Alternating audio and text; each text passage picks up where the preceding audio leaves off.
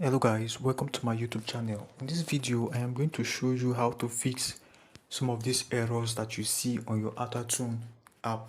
Sometimes if you see source code error or response error, playback error and some of these errors on your OuterTune, this is what you're going to do.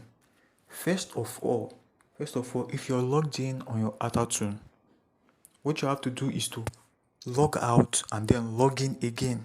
Make sure that you log out and then you log in. After logging in, then you just head over to setting. On the setting, just click on app management.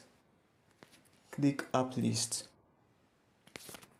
In there, you just search for the app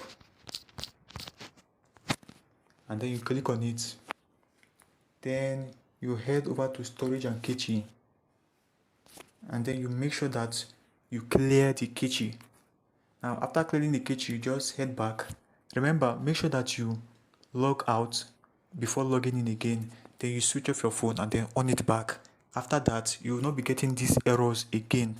So that is how you can be able to fix this. And this comes to the end of this video. Please like this video and then subscribe to my YouTube channel. Thank you.